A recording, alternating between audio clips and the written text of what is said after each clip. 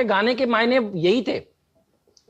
देखिए, पहले तो ये क्लैरिफाई कर देता हूं कि मेरा गाने का जो मायने है वो लोगों को, ये कोई मेरा उद्देश्य ये नहीं है कि उनको ऐसा बताना है कि अभी जाकर आप शेयर ले लो और अभी मार्केट बहुत ऊंचा जाने वाला है। ये मेरा उद्देश्य नहीं है। नहीं, मेरा ऐसा उद्देश्य है कि मार्केट डूबने वाला है तो अभी आप जाके बेच दो। मेरा ऐसा कोई उद्देश्य नहीं है। ये गाने को मैंने हिस्ट्री इसके अंदर में बताई है, तभी 40 साल का इसमें चार्ट भी इसके अंदर में लगाया है जी। आप हिस्ट्री देखिए कि जब जब जितनी तेजी से शेयर गिरा है, शेयर मार्केट गिरा है, उससे दूनी रफ्तार से शेयर बाजार बढ़ा है और नए हाई पे ऑलवेज छुआ है। ये 25-30 साल तो अपने को देखते होंगे, 92 में भी देखा, 6-7 में भी कुछ देखा, 2000 में देखा, 2008 में देखा, अभी 2020 में देख रहे हैं, आगे भी देखते रहेंगे। तो ये तो जीवन चक्र है, ये क्रम है शेयर बाजार का, ये इसी तरह चलेगा। लेकिन बड़ा जो पैसा जिन्होंने शेयर बाजार में जो कमाया है वो तभी कमाया है जब जिन्होंने कि जो भी लेके बैठा बड़ा खुश नसीब है, उन्होंने बड़ा पैसा कमाया है। और जिसने इंडिया पे फेथ रखा है, जिसने इंडिया को अपना भगवान समझा है कि हाँ भाई मेरे को तो ये इंडिया पे फेथ है, तो उसकी इकोनॉमी पे फेथ है, तो उसकी शेयर बाजार पे फेथ है, उसने बड़ा पैसा कमाया। तो मेरा बोलने का मतलब ये है कि भाई आप इंडिया पे फेथ रखो, घटना बढ़ना ये जीवन चक्र है, जैसे मैंने बताया वो आएगा, अभी भी आएगा। ऐसा नहीं है कि ये रोज इंडेक्स ऐसे ही चलता जाएगा, ऐसा नहीं समझने का है। लेकिन आए तो मंदी बाजार भी आपका फ्रेंड है सर, वो सबसे बड़ा अपॉर्चुनिटी पैसा कमाने का बेयर मार्केट में है। ये हम लोगों ने अप्रैल मई जून में सीखा है, नया सीखा है, नए जो आए उन्होंने भी नया सीखा है सर जी। ये मेरा बोलने का मतलब। केडिया साहब, अमेरिका में वॉरेन बफेट जिन्होंने कहा कि अमेरिका को शॉर्ट करके किसी ने भी लंबी अवधि में पैसा नहीं कमाया, और भारत में आप कि भारतीय बाजारों को शॉर्ट मत कीजिए और लंबी अवधि में बहुत अच्छी तरीके से कमाइए। तो ये दो सीख आज मिली हमारे दर्शकों को। ये बताइए कि कौन कौन से ऐसे सेक्टर्स हैं, कौन कौन से ऐसे स्टॉक्स हैं जहां पर आप लंबी अवधि के लिए निवेशित हैं, या कोई आपने फिलहाल ऐड किया हो पिछले 15 दिनों में? नहीं, ऐसा मैंने कोई खास पोजीशन मैंने ऐड नहीं किया है, और मैं पहले भी डिस्कस कर चुका हूं आपके चैनल पे भी और आपके इंग्लिश वाले चैनल पे भी कि मेरे को जो टेक्नोलॉजी जो शेयर्स हैं, टेक्नोलॉजी में जो प्रोडक्ट है टेक्नोलॉजी के अंदर में, वो शेयर में मेरे को नया तेजी लगता है। और उसका एग्जांपल भी ये है कि अभी भी कोई भी टेक्नोलॉजी अगर हम डेवलप करते हैं, और ये टेक्नोलॉजी मतलब चाहे IT से रिलेटेड हो या टेलीकॉम से रिलेटेड हो, इस टेक्नोलॉजी को डेवलप करने में, फिनिश करने में और इसको अपडेटेड अप टू डेट करने में 5 साल 10 साल ऐसे टाइम लगती है इसके अंदर में। और अगर US में किया जाए तो बिलियंस ऑफ डॉलर खर्चा होते हैं। इंडिया में कई ऐसी कंपनी आपको मिलेंगी जिन्होंने 100 200 400 500 करोड़ में, 1000 करोड़ में वो टेक्नोलॉजी डेवलप की है, और वो पंगा ले रहे हैं या कॉम्पीट कर रहे हैं फॉर्च्यून 100 फॉर्च्यून 50 कंपनी के साथ में। ऐसी कंपनियों का फ्यूचर मेरे को ब्राइट लगता है। मेरे को लगता है कि उनकी वैल्यूएशन जो है, अगर आप P रेशियो से देखेंगे तो आप उन शेयरों को कभी ले नहीं पाएंगे। उनकी वैल्यूएशन मेरे को लगता है कि सस्ता है, क्योंकि पूरी दुनिया उनका एक मार्केट है। तो वो जैसे मेरा स्माइल प्रिंसिपल में मैं बोलता हूँ कि find a fish in the ocean, not a crocodile in the pond. तो मेरे को ये टेक्नोलॉजी जो है, टेक्नोलॉजी में जो भी टेलीकॉम और IT, ये सेक्टर में मेरे को कुछ 4-5 सालों 10 सालों के लिए, 10 साल तो आजकल बोलने में थोड़ा डर लगता है, जो 2020 ने ये सिखाया है, तो हमने भी अपना थोड़ा टारगेट घटाया है। तो 10 साल छोड़िए, लेकिन 2-4-5 साल फिर भी लगती है। नहीं सर, आपने बहुत बढ़िया बताया। मुझे याद आता है मिड कैप IT में रैमको सिस्टम्स आपने उस लॉकडाउन में खरीदा था, जिगर लगता था उस समय खरीदने के लिए, और आपने वो दिखाया। तो आपके देखिए पैसे बन रहे हैं, आई एम श्योर। वो है ना आपके पास अभी भी? मैं देखता रहता हूँ स्टॉक को, 100 वाला 600 हो गया। एकदम है सर, एकदम 100% है।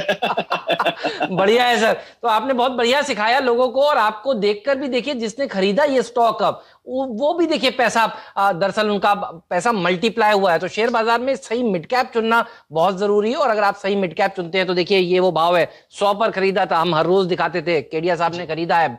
बहुत ही बढ़िया कंपनी है, और देखिए पैसा बनेगा। ये देखिए 6 महीने का चार्ट आपके सामने स्क्रीन पर आता हुआ नजर आ रहा है। कैसे चुनते हैं? थोड़ा फिशिंग सिखाइए सर हमारे दर्शकों को भी। आपके पीछे तो देखिए वो आपको तो फॉलो करते ही हैं, लेकिन कैसे चुनते हैं आप बढ़िया कंपनियां? आप ये थोड़े गुर भी सिखाइए हमारे दर्शकों को। हाँ जरूर सर, शेयर बाजार समंदर है, यहाँ पे हर आदमी का अपना अपना हिस्सा है। और मैं एक पानी का अगर मेरे चुल्लू में लेके आता हूँ तो उसे समंदर सूखता नहीं है। सीखने वाले को जरूर सीखना चाहिए।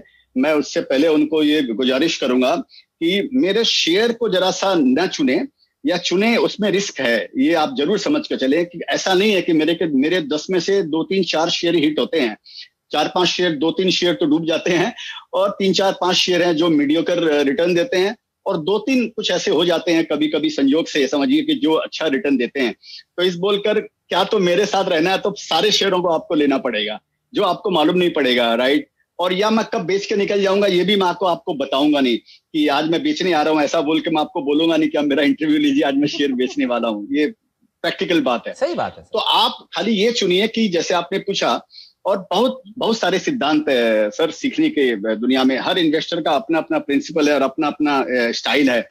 वो मेरे को क्या स्टाइल सूट करती है उसके हिसाब से आपको देखना पड़ेगा कि आपको क्या स्टाइल सूट करती है। इसी बोलकर मैंने कहा था कि KYS is more important, know yourself is more important than filling KYC। तो जैसे रैमको सिस्टम का मैं आपको हवाला देता हूँ सर, मैं कई शेयर्स, नोट सारे शेयर, कई शेयर में 5-5 साल 7-7 साल तक वेट करता हूँ। मेरे वो रडार पे रहता है कि जैसे रैमको सिस्टम करीब 4-5 सालों से या 6 सालों से मेरे रडार पे है, और मैंने 500-600 रुपए में शेयर्स को देखा तो ऐसा लगा कि ये कुछ टेक्नोलॉजी ऐसा डिवेलप कर रहा है जो मैं रैमको को, please don't take it that I am recommending the shares. So मैंने देखा ये ऐसी टेक्नोलॉजी है जो Fortune 10 company, Fortune 15 company, 5 company के साथ के जैसा प्रोडक्ट ये डेवलप कर रही है। और मैं एयरपोर्ट पे देखता था इसका एड लगा रहता था, मैं लंदन में देखा इसका एड लगा हुआ है, तो मेरे को लगा ये कंपनी कुछ तो कर रही है ये। तो लेकिन मेरे को समय शेयर बहुत एक्सपेंसिव लगा, तो मैंने उसको कभी लिया नहीं, और मैं 5 साल तक लेकिन मेरे वो रडार पे रहता था वो। तो मैं जनरली ये शेयर 2 साल, 5 साल, 7 साल मेरे वो दिमाग में रहता है कि इसको कभी मैं देखूंगा, कभी मौका मिलेगा। उस समय कंपनी का प्रोडक्ट भी पूरा डेवलप नहीं हुआ था, एस्टेब्लिश नहीं हुआ था। संयोग से मई जून के अंदर में जब भी मैंने लिया, उस समय मेरे को अचानक मैं भाव देखा 6-8 महीना, तो मेरे को लगा कि तो भाव 80 रुपये आ गया। तब मैंने जल्दी जल्दी पूरा पुराना जो भी मेरा अपडेटेड नहीं था उसको पूरा अपडेट किया। तो मेरे को लगा कि ये तो ऑलरेडी अभी जो 4 साल पहले स्थिति थी उससे बहुत अच्छी स्थिति में ऑलरेडी ये आ चुका है। खाली कोविड वाला डर था कि उसमें कैसे बिहेव करेगा। तो फ्रेंकली स्पीकिंग मेरे को नहीं लगता था कि ये इतनी जल्दी ऐसा 6 गुना 7 गुना हो जाएगा। तो इस तरह मैं उन शेयर को फॉलो करता हूं, और जब मेरे को लगता है कि जैसे यू टर्न में एक जब वो इन्फ्लेक्शन पॉइंट पे जब वो शेयर आता है, यू टर्न के जो नीचे वाली कर्व में जब आता है, ठीक है, और मैं उसको क्वार्टरली भी फॉलो करता हूं क्योंकि डेटा मिलते हैं क्वार्टरली। तो जब वो नीचे वाला कर्व जब आता है सर, तो मैं वहां पर उसको लेने की चेष्टा करता हूं। तो इस तरह से मैंने यही पकड़ा। इसी तरह से मैंने तेजस नेटवर्क भी पकड़ा कि वो मैं उनको फॉलो करता हूं। तो यही है, यही मैं बता सकता हूं। मैं आने वाला था सर उस पर भी। तेजस नेटवर्क कितने समय तक पड़ा रहा, ढीला रहा, और जब आपका मिडास टच लगा तब इसमें देखिए एक बढ़िया डैक साहब दिखाइए तेजस नेटवर्क।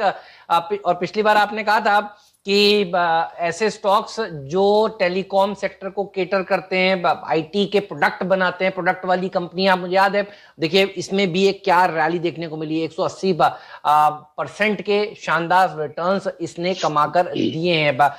मैं हमेशा सर ये भी जानना चाहता हूं लोगों से कि आप जैसे इन्वेस्टर्स से जिनको अनुभव अच्छा है कि क्या कुछ नहीं करना चाहिए भारतीय बाजारों में, ये भी जरा बताइए सर, क्या चीज से बचना चाहिए। देखिए सर, उसका अगर शॉर्ट में अगर मैं जवाब दूं तो अगर 5000 कंपनी लिस्टेड है या 5500 कंपनी लिस्टेड है, तो 5000 अगर लिस्टेड है तो 4500 कंपनियों से बचना चाहिए। सबसे पहले तो इंपॉर्टेंट ये शेयर बाजार के अंदर में ये भंगार कैप है। मैं कई बार बोल चुका हूं, फिर मैं रिपीट करूंगा कि large cap, mid cap, small cap and भंगार कैप। तो सबसे पहले तो उनको किसी भी भाव में नहीं लेना चाहिए। मेरा एक ट्वीट है कि by any stock, sunrise industry का जो स्टॉक है वो किसी भी प्राइस पे लीजिए, और सनसेट इंडस्ट्री का स्टॉक है किसी भी प्राइस पे मत लीजिए। तो सबसे इंपॉर्टेंट तो ये है सर कि आपको मैनेजमेंट, देखिए फिर अगेन कि आप मर्सिडीज में जा रहे हैं या ऑल्टो में जा रहे हैं, अगर आपका ड्राइवर अगर गड़बड़ अगर है, जो मैनेजमेंट अगर गड़बड़ है, तो मर्सिडीज को ठोक देगा और ऑल्टो को पहुंचा देगा अपने डेस्टिनेशन पे। तो ये आप जरूर समझ के चलें कि सबसे इंपॉर्टेंट है। और दूसरा ये देखिए कि जो कंपनी मैं लेने वाला हूं, मैं मेरे दिल में ऐसा सोचता हूं कि मैं इस कंपनी के साथ में मेरी जिंदगी गुजारूंगा क्या, मैं ऐसा सोचता हूं। उसके बाद हो सकता है मैं उसको 2 महीने बाद बेच दूं या 20 दिन बाद बेच दूं, ऐसा कर सकता हूं मैं। लेकिन जब लूंगा तो मैं उसको लॉन्ग टर्म रिलेशन के हिसाब से लूंगा कि मेरे को इसके साथ में जीना मरना है। तो मैं तो इस तरह सोचता हूं। उसके लिए आपको पूरी छानबीन करनी पड़ेगी, 10-15 साल की इस शेयर की हिस्ट्री देखनी पड़ेगी, मैनेजमेंट ने कैसे कैसे क्या बदमाशियां की है, या जो पहले उसने प्रिडिक्ट किया है वो उसको पूरा किया कि नहीं किया, जो प्रोजेक्शन उसने दिए हैं वो कम बेसी हो सकते हैं। लेकिन उसका एक आप 15-20 साल का उसको देखेंगे, एनुअल रिपोर्ट पढ़ेंगे, उसके इंटरव्यू पढ़ेंगे, आपको एक अंदाजा लगता है सर, ये एक्सपीरियंस की बात है, ये 2 दिन में नहीं हो सकता है सर आपको, तो वो अंदाजा लगता है कि तो वो बहुत इंपॉर्टेंट है मैनेजमेंट का पेडिग्री, और दूसरा सस्टेनेबिलिटी ऑफ द प्रोडक्ट, कि वो प्रोडक्ट चलेगा ना 5 साल 10 साल जब तक आप रहना चाहें जी। केडिया साहब, और डेट कम हो जी। हाँ, मैं जनरली ऐसी कंपनी में डेट कम जी। केडिया साहब, केडिया साहब, अगर आप फिलहाल का बाजार देखें अपने रडार पर, कहाँ आपको कौन कौन से ऐसे सेक्टर्स हैं जहां पर वैल्यू दिखती है, और अगर आप कुछ शेयर कर पाएं, कौन कौन से ऐसे स्टॉक्स हैं जो आपके रडार पर हैं जो आपने फिलहाल नहीं खरीदे और वहां पर आप वैल्यू का इंतजार कर रहे हैं? सर देखिए, मैं आपको बताता हूँ, मैं और ये मेरी अपनी बात मैं बता रहा हूँ, मैं रॉन्ग भी हो सकता हूँ, तो इस बोल कर कोई बात नहीं। जैसे मैंने बताया, KYS is more important in stock market, in investing, know yourself is more important than filling your KYC। मैं अभी ऐसे मूड में हूँ कि मेरे को शायद, एक तो मैं पूरा इन्वेस्टेड हूँ, ये भी मैं आपको बता देता हूँ, और जब मार्च की मंदी आई थी तो मैं बहुत घबराया हुआ था और मेरे पास में 5% का कैश था, तब भी मैं 95%, लेकिन मेरे पास में शेयर बाजार में पूरा इन्वेस्टमेंट था।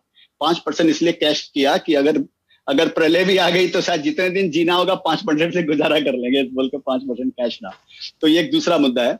मैं अभी ऐसे मूड में हूं कि मेरे को शायद अभी कोई नया इन्वेस्टमेंट नहीं करने का है ऐसे बाजार के अंदर में, और क्योंकि मार्केट हाईवे पे आ चुका है सर, और ये ऐसा मतलब नहीं है कि ये कल खत्म होने वाला है। हाईवे की भी दौड़ लंबी होती है, लेकिन कितनी लंबी होती है ये मेरे को नहीं मालूम।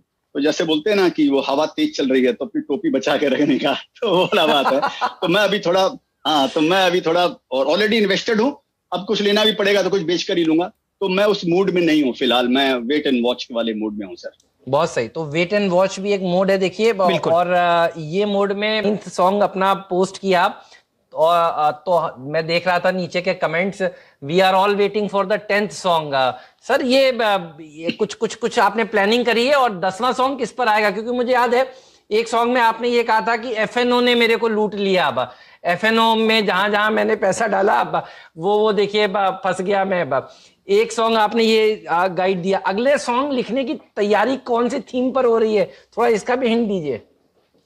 ठीक है, पहले मैं आपको एक कमेंट्स पे बता देता हूँ। एक हमारे शेयर बाजार के बहुत ही प्रतिष्ठित आदमी है, टॉप इन्वेस्टर्स में, कि मैं उनका नाम नहीं लूंगा, उन्होंने मेरे को मैसेज दिया कि जब शेयर बाजार की हिस्ट्री लिखी जाएगी तुम्हारे गानों का वर्णन जरूर होगा। सही बात है।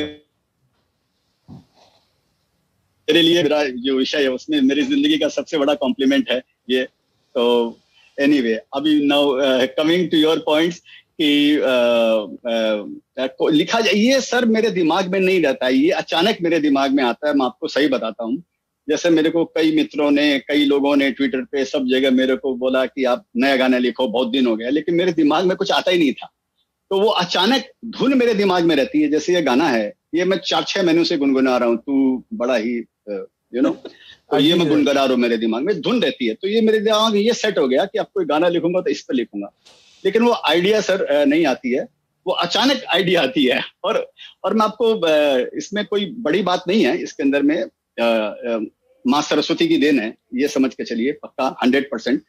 ये जिस दिन मेरे दिमाग में सुबह आया 6-7 बजे, 7 साढ़े 7 बजे दिमाग में आया, और मैंने 8-9 बजे तक ये गाना लिख लिया, और मैंने तुरंत स्टूडियो में फोन किया कि भैया आज खाली है क्या, और मैं 5 बजे या 4 बजे 5 बजे का स्टूडियो बुक किया और मैं जाके गाना गा दिया, तो ये तो आप कुछ सब्जेक्ट बताइए तो उसको मैं सोच के सर पक्का मिलके।